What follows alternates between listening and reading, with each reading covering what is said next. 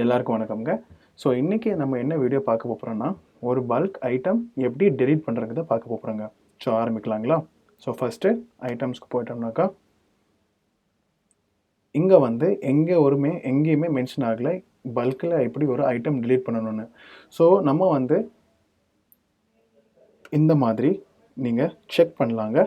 ஓகேங்களா? உங்கள் ஐட்டம் பக்கத்துலேயே ஒரு ஸ்கொயர் பாக்ஸ் அப்படி இருக்கும். அதில் நீங்கள் செக் பண்ணிவிட்டு போயிட்டே இருக்கலாங்க. உங்களுக்கு தேவைப்பட்ட ஐட்டம் இல்லை தேவைப்படாத தேவைப்பட்ட ஐட்டத்தை நீங்கள் அப்படியே வச்சுக்கலாம். தேவைப்படாத ஐட்டத்தை நீங்கள் இந்த மாதிரி டிக் மார்க் அப்படின்னு கொடுத்துட்டு இந்த மாதிரி நீங்கள் கொடுத்துக்கிட்டே இருக்கலாங்க. ஸோ இந்த மாதிரி கொடுத்துட்டு நீங்கள் வந்து delete selected items அப்படின்னு நீங்கள் கொடுத்தீங்கன்னாக்கா எல்லா ஐட்டம்ஸும் இப்போது இருக்கிற ஐட்டம்ஸ் எல்லாமே delete ஆயிருங்க. இப்போ நான் இங்கே எஸ் delete அப்படின்னு கொடுக்க போகிறேங்க. ஸோ இப்போ பண்ணதுனால 8 ஐட்டம் நம்ம சக்ஸஸ்ஃபுல்லாக delete பண்ணியாச்சுங்க. ஸோ நீங்கள் இந்த மாதிரியும் பண்ணலாம்.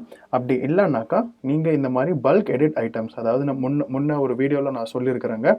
ஸோ அதே மாதிரி இங்கே ஒரு பல்க் எடிட் ஐட்டம்ஸ் அப்படின்னு ஒன்று இருக்குதுங்க உங்களுக்கு. அது நீங்கள் கிளிக் பண்ணினாக்கா உங்களுக்கு வந்து ஒரு ஃபார்மேட் வருங்க. ஒரு எக்ஸல் ஃபார்மேட்டில் வரும். ஒரு எக்ஸல் ஃபார்மேட்டில் வந்ததுக்கப்புறம் உங்களுக்கு அந்த எங்கே சேஞ்சஸ் பண்ணுமோ அங்கே நீங்கள் சேஞ்சஸ் பண்ணிக்கலாம்.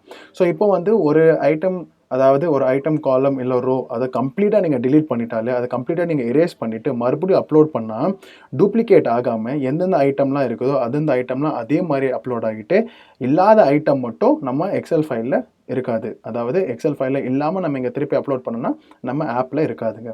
சரிங்களா? ஸோ இது வந்து ஒரு செகண்ட் வழி நம்ம பார்க்குறது. ஆனால் பெஸ்ட் வழி அப்படின்னு நீங்கள் கேட்டிங்கனாக்கா, நீங்கள் வந்து இந்த மாதிரி செக் பண்ணிவிட்டு நீங்கள் ஐட்டம் delete பண்ணுறது தான் எப்போதுமே பெட்டர், எப்போதுமே உங்களுக்கு கொஞ்சம் ஈஸி. சரிங்களா? ஸோ இன்றைக்கி நம்ம என்ன வீடியோ பார்த்தோம்னா, ஒரு பல்க் ஐட்டம்ஸை எப்படி delete பண்ணுறதுன்னு பார்த்தாச்சு.